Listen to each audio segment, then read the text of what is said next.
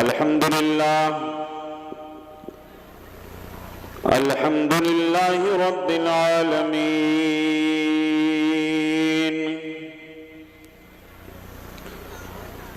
والعاقبة للمتقين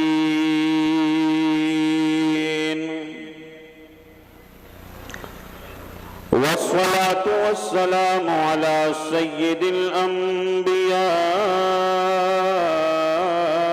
والمرسلين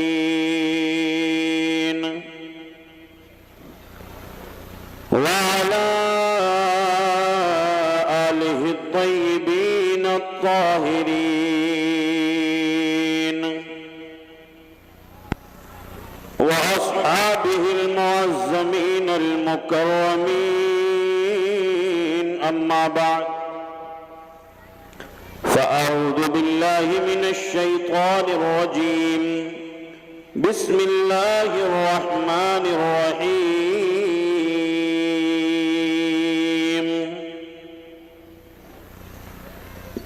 إن أولياؤه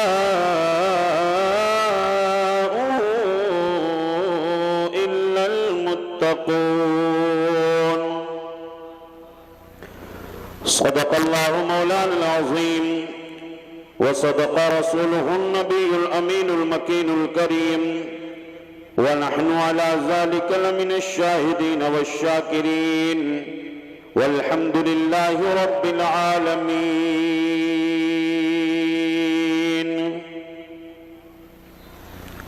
حضرات، آج کا یہ روح پرور نورانی اجلاس بنام معلم کائنات کانفرنس و جشن دستار بندی جو دارالعلوم اہل سنت انصار العلوم کے ارکان کی جانب سے اساتذہ کرام کی قیادت میں منعقد ہے، ہم اور آپ شرکت کی سعادتیں حاصل کیے ہوئے ہیں. اللہ رب العزت اس محفل پاک کو اپنی بارگاہ میں قبول فرمائے اور ہم سب کے لیے بخشش و نجات کا ذریعہ بنائے. میں تمام ارکان کو دل کی اتھاہ گہرائیوں سے اور دھسوا اور گرد و نواح کے تمام خوش عقیدہ مسلمانان اہل سنت کو دل کی اتھاہ گہرائیوں سے مبارکباد پیش کرتا ہوں کہ آج دارالعلوم اہل سنت انصار العلوم جو اپنی علمی شان و شوکت اور اپنی تعلیمی دھمک کے ساتھ قوم و ملت کی خدمت انجام دے رہا ہے، اسٹیج پر ایک سے بڑھ کر کے ایک علم و فضل کے آفتاب و ماہتاب موجود ہیں. دارالعلوم کے اساتذہ اور دیگر علماء اہل سنت تشریف فرما ہیں. یہ دستار بندی کا جلسہ ہے اور ابھی آپ دیکھیں گے کہ تقریباً 29 طلبہ کے سروں پر علماء اور مشائخ کے مقدس ہاتھوں سے علم و فضل کی دستار باندھی جائے گی اور یہ خوبصورت منظر آپ اپنے ماتھے کی نگاہوں سے ملاحظہ کریں گے. یقیناً اس علاقے میں علم و فضل کا ایک ایسا قلعہ تعمیر کیا ہے دھسوا کے باشندوں نے کہ تا قیام قیامت علم کی روشنی یہاں سے پھوٹتی رہے گی اور علماء اور فضلاء پیدا ہوتے رہیں گے جو دین متین کی، مذہب حق اہل سنت و جماعت کی اور مسلک اعلی حضرت کی خدمت انجام دیتے ہوئے نظر آئیں گے. اللہ رب العزت اساتذہ کرام کی عمروں میں برکتیں عطا فرمائے اور ان کی خدمات جلیلہ کو قبول فرمائے.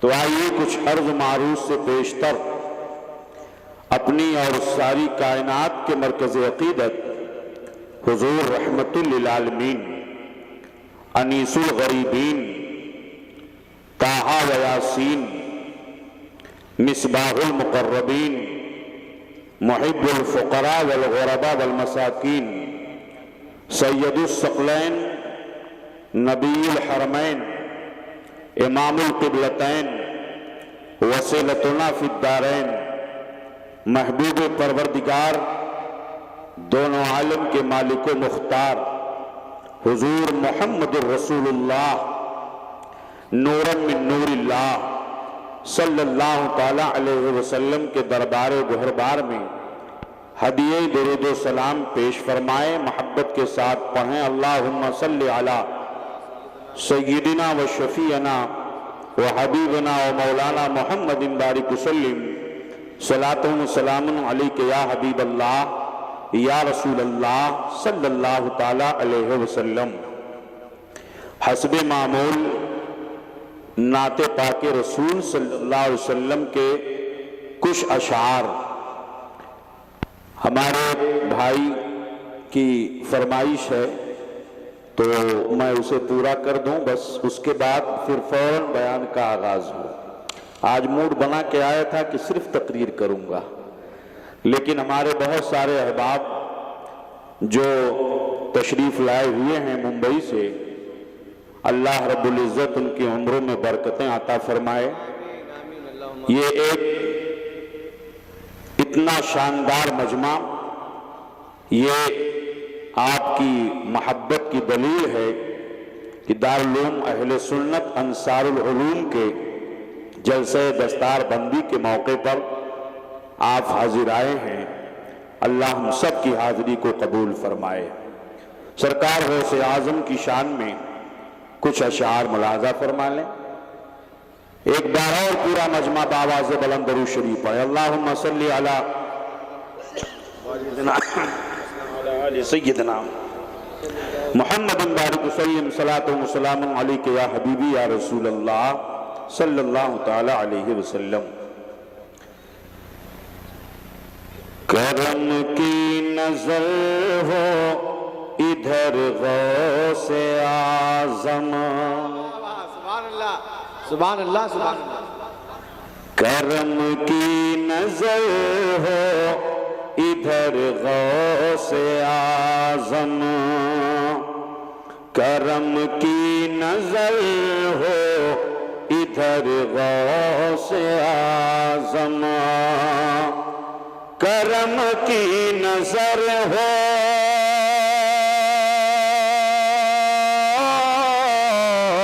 کرم کی نظر ہو ادھر غوث اعظم، تیرے در سے جاؤں تیرے در سے جاؤں کدھر غوث اعظم، تیرے در سے جاؤں کدھر غوث اعظم، کرم کی نظر ہو ادھر غوث اعظم۔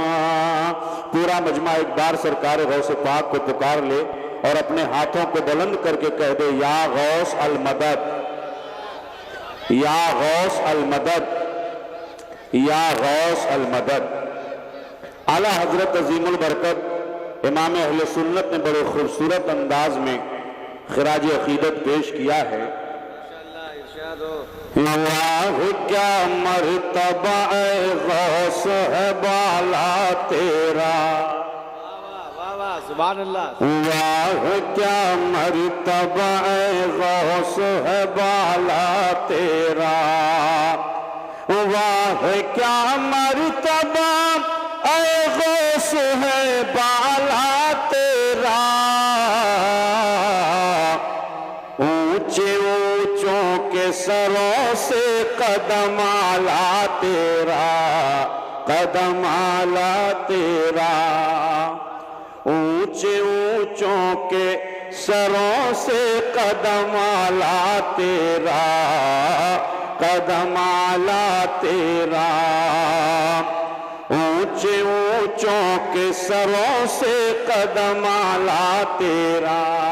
یہ میرے امام کی طرف سے بارگاہ غوثیت میں خراج عقیدت ہے. شعر ملادہ فرمائیں کرم کی نظر ہو ادھر غوث اعظم. اور ہم اور آپ نمازوں سے غافل رہتے ہیں مگر سرکار غوث اعظم کی نماز کی کیا شان ہے. ملاحظہ فرمائیں نماز ایسی 40 برس تک پڑھی ہے.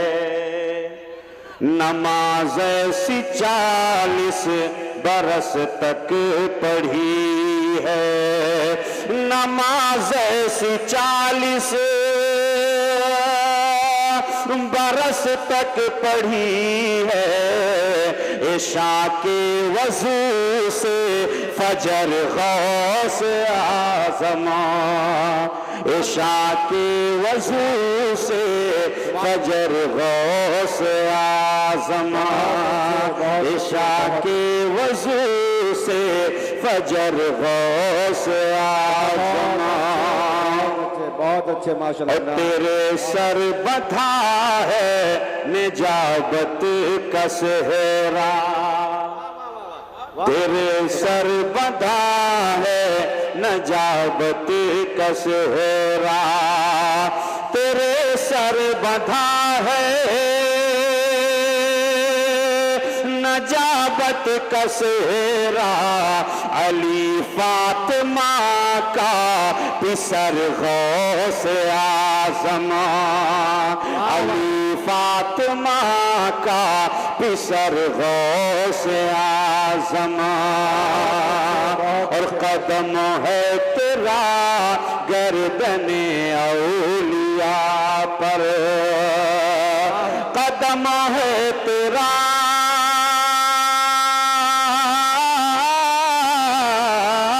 قدم ہے تیرا گردن اولیاء پر. ولی تیرے زیر اثر غوث اعظم. ولی تیرے زیر اثر غوث اعظم. کرم کی نظر ہو ادھر غوث اعظم. نعرہ تکبیر، نعرہ رسالت، فیضان غوث اعظم، نعرہ رسالت. سبحان اللہ سبحان اللہ. اور قدم چاہو اپنا جہاں پر بھی رکھو. قدم چاہو اپنا جہاں پر بھی رکھو. قدم چاہو اپنا جہاں پر بھی رکھو. ہے حاضر یہ دل اور جگر غوث اعظم. ہے حاضر یہ دل اور جگر غوث اعظم. کرم کی نظر ہو ادھر غوث اعظم. تیرے در سے جاؤں کدھر غوث اعظم. آخری شعر ملادہ فرمائیں یہ شمشاد کی آپ سے التجا ہے. یہ شمشاد کی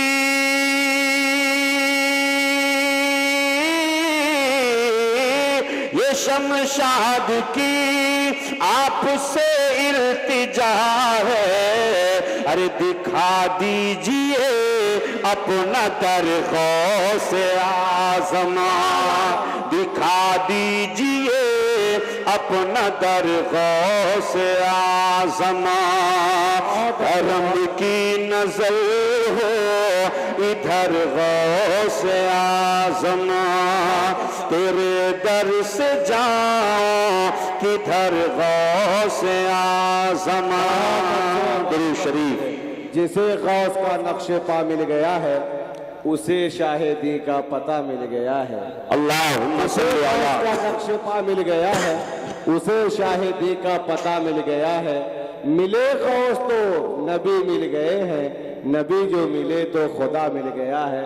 بہت اچھا کلام ماشاءاللہ، بہت بہتر۔ ایک بار اور درود شریف پڑھ لیں۔ اللہم صلی علی سیدنا و شفیعنا و حبیبنا مولانا محمد معدن الجود والکرم وعلی آلہ وبارک وسلم صلاۃ و سلام علیک یا حبیبی یا رسول اللہ صلی اللہ تعالی علیہ وسلم۔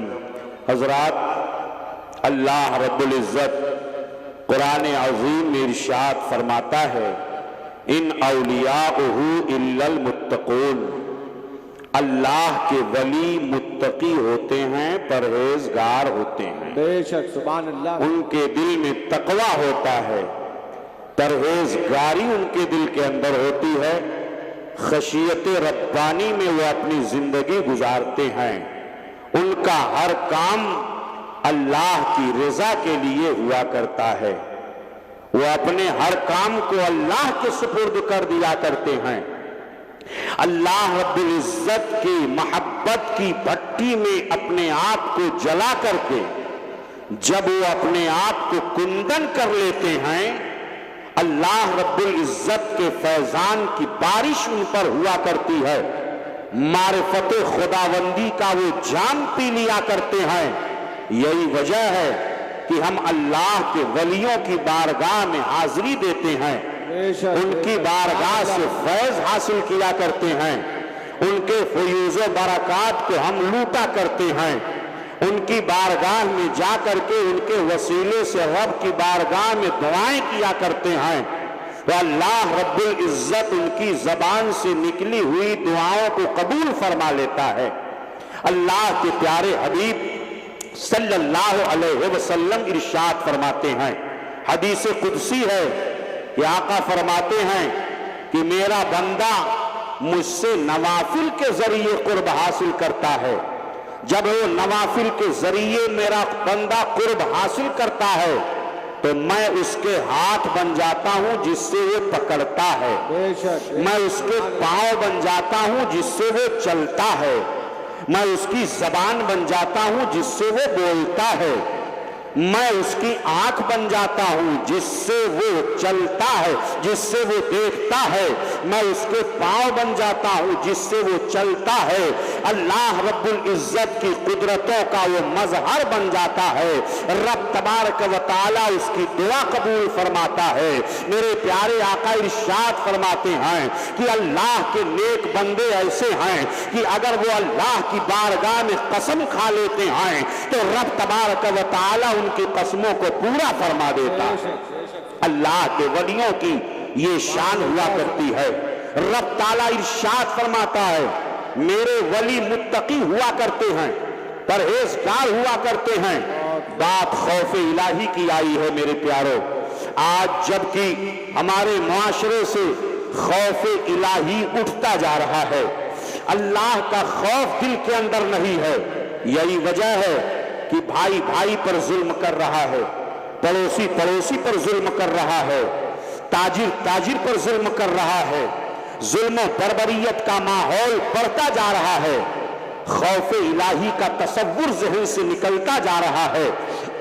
اللہ کا خوف جب دل کے اندر ہوتا ہے، خشیت ربانی جب دل کے اندر ہوتی ہے تو ایسی صفت ہے یہ پیارے کہ جب یہ صفت دل کے اندر پائی جاتی ہے تو ایسی صورت میں انسان نیکیوں پر عمل کرتا ہے، گناہوں سے اپنے آپ کو باز رکھتا ہے، اس کی نماز نہیں چھوٹا کرتی ہے، اس کا روزہ نہیں چھوٹتا ہے، اس کے لیے کہ دل کے اندر خوف الہی ہے، وہ ماں باپ کی عزت کرتا ہے اس لیے کہ دل کے اندر خوف الہی ہے، وہ شراب کا جام ہاتھ میں نہیں لیتا ہے اس لیے کہ دل کے اندر خوف الہی ہے، اس کی نگاہ آوارہ نہیں ہوا کرتی ہے اس لیے کہ دل کے اندر خوف الہی ہے، وہ کسی کے اوپر غلط نگاہ نہیں ڈالتا ہے اس لیے کہ اس کے دل کے اندر خوف الہی ہے، وہ حرام کمائی نہیں کیا کرتا ہے اس لیے کہ اس کے دل کے اندر خوف الہی ہے، اپنے استاذ کا وہ احترام کیا کرتا ہے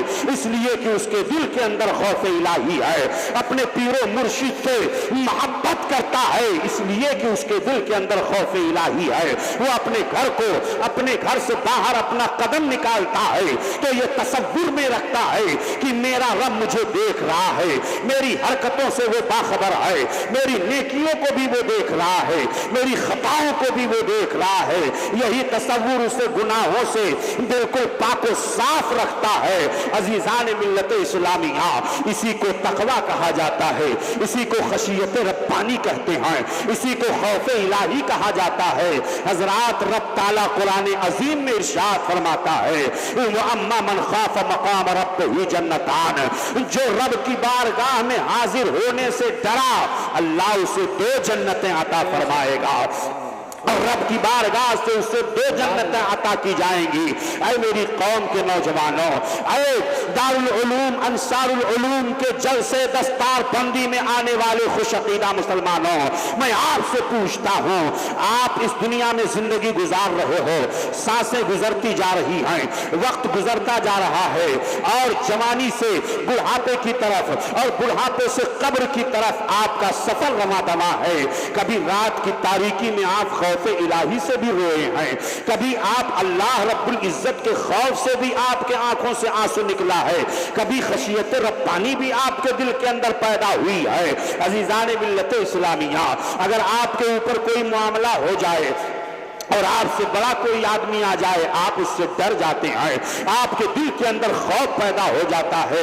اللہ رب العزت جو احکم الحاکمین ہے، جو ساری کائنات کو رزق دے رہا ہے، جو ساری کائنات کی پرورش فرما رہا ہے، اس رب سے آپ کس طرح ڈر رہے ہیں؟ کیا یہی ڈرنے کا ماحول ہے؟ کیا یہی خوف کا معلوم ماحول ہے؟ اللہ رب العزت کی بارگاہ میں جو بندہ ڈرتا ہے، میرے پیارے آقا ارشاد فرماتے ہیں جب کسی بندے کا بدن اللہ کے خوف سے کانپتا ہے تو اس کے جسم سے گناہ ایسے جھڑتے ہیں جیسے کہ درختوں سے پتے جھڑ جایا، جس طرح درختوں سے پتے جھڑتے ہیں ایسے ہی وہ گناہوں سے پاک و صاف ہو جایا کرتا ہے۔ میرے پیارے آقا ارشاد فرماتے ہیں کہ جب کوئی بندہ اللہ کے خوف سے روتا ہے تو اس کی آنکھوں سے نکلے ہوئے آنسوؤں کو رب کی بارگاہ میں حضرت جبریل امین پیش کرتے ہیں، اس کے نکلے ہوئے آنسوؤں کو رب کی بارگاہ میں محفوظ کر لیا جاتا ہے۔ اللہ اکبر۔ اور آقا فرماتے ہیں اس کے اوپر جہنم کی آگ حرام کر دی جاتی ہے، وہ جہنم سے محفوظ کر دیا جاتا ہے۔ آپ غور فرمائے کہ خوف الہی کتنی بڑی نعمت کا نام ہے، خشیت ربانی کتنی بڑی نعمت کا نام ہے۔ اعلیٰ حضرت عظیم البرکت امام اہل سنت، امام عشق و محبت، امام احمد رضا خان علیہ رحمت و رضوان اسی طرف اشارہ کرتے ہوئے فرماتے ہیں آج کے دور کی بدعملی کو نگاہ اعلیٰ حضرت نے بہت پہلے ہی دیکھ لیا تھا۔ دل شب صبح تک سونا تجھے، دل لہو میں کھونا تجھے، خوف خدا شرم نبی یہ بھی نہیں وہ بھی نہیں، نہ خوف خدا ہے نہ شرم نبی ہے، نماز ہم سے چھوٹ رہی ہے، روزہ ہم سے چھوٹا چلا جا رہا ہے، اور ہم بدعملیوں کا شکار ہوتے جا رہے ہیں۔ عزیزان ملت اسلامیہ، علم سے ہم دور ہوتے جا رہے ہیں، دنیاوی علوم سے ہم دور ہوتے جا رہے ہیں، دنیاوی علوم سے ہم دور ہوتے جا رہے ہیں، ذلت و رسوائی ہمارے چاروں طرف ہم کو گھیرے ہوئے ہے، مگر ہم کو اب بھی احساس نہیں ہے۔ یہ معلم کائنات کانفرنس ہے، میرے آقا علیہ الصلوۃ والتسلیم ارشاد فرماتے ہیں وہ اس تو معلمان، مجھے معلم بنا کر کے بھیجا گیا۔ واہ واہ واہ، سبحان اللہ سبحان اللہ، ماشاء اللہ ماشاء اللہ، مجھے معلم بنا کر کے بھیجا گیا ہے۔ میرے آقا علیہ الصلوۃ والتسلیم ارشاد فرماتے ہیں وَمَنْ يُؤْتَ آیت کریمہ ہے وَمَنْ يُؤْتَ الْحِکْمَةَ فَقَدْ أُوتِیَ خَیْرًا کَثِیرًا، جسے علم دین عطا کیا گیا، جسے دین کی سمجھ عطا کی گئی، جسے علم دین دیا گیا، اسے خیر کثیر دیا گیا، اسے بہت زیادہ خیر دیا گیا۔ آپ غور فرمائیں، میرے آقا ارشاد فرماتے ہیں العلم نور علم روشنی ہے. یہ علماء یہ مقدس علماء کی جماعت ہے. یہ چمک رہے ہیں, دمک رہے ہیں. ان کی روشنی, میرے آقا فرماتے ہیں علماء امت کا چراغ ہیں. العلماء سرج الامہ, علماء امت کے چراغ ہیں. آخر ان کی عزت کیوں ہے؟ صرف اور صرف علم دین کی بنیاد پر, علم مصطفیٰ کی بنیاد پر. نبی کونین صلی اللہ علیہ وسلم کے یہ وارث ہیں, علم کے وارث ہیں.